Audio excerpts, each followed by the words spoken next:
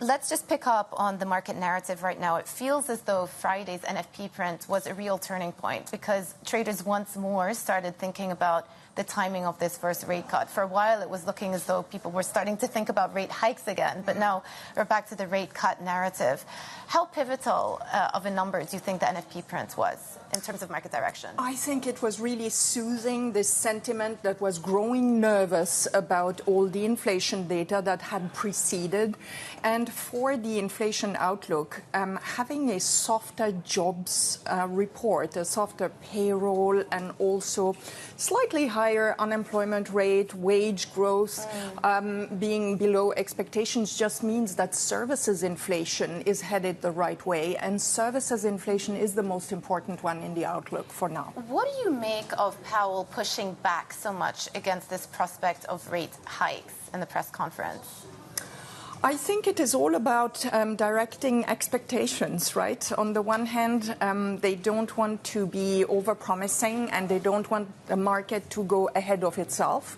And on the other hand, it also doesn't want the market to just go down in a less controlled way. So I think it is all about managing expectations, really. How many rate cuts are you penciling for this year? We think it's going to be somewhere between 2 or 3. Right. Our base case is for 3 rate cuts starting in July, probably. So here's the question I have for the rate cutting community. Core PCE, which is the indicator that the Fed looks at, is still closer to 3% than it is to 2%. Do you believe that that number can still get to 2% if the Fed start the rate cutting cycle in the next couple of months? I think so. I mean, in terms of just looking at how the consumption is behaving and the softness of that, how this is related to the labor market, I think we are headed the right way. I mean, what the Fed really needs is not so much the point number to be out in reach, but the direction to give it confidence that it is on the right path. So I believe there is very good room for rate cuts. Okay, so how does that translate to market opportunities then? We've been tracking equities. Things have been doing well since mid last week. Rates obviously rallying a lot too. The dollar has started softening. Do those trends continue? Look, I think the most important opportunity for investors right now is to seize the rate levels that are attractive. Yeah. I mean, consider that for a moment. In spite of all the rethinking around how many rate cuts could actually be done in this year, the equity market has been so strong since the beginning of the year. And contrast that to what fixed income has done. And I think at this moment, really being overweight in fixed income does make a lot of sense. Do you have a target on where the 10-year yield could get to? I think we are headed towards 4%. Okay. And this would be our 12 months target and forecast for sure. When you think about not just the Fed, but central banks around the world as well, we have the Bank of England this week, RBA, in just a few minutes now.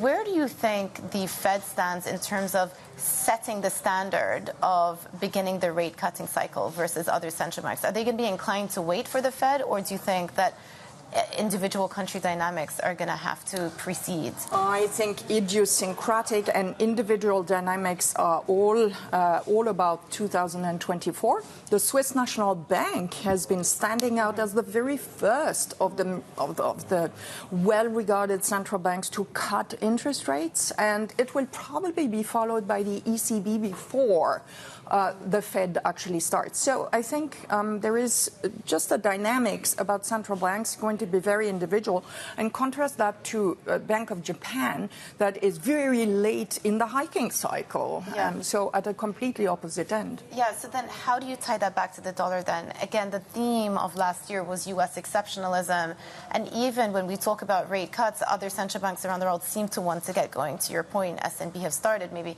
ECB have been hinting strongly that they're going to go in the summer as well.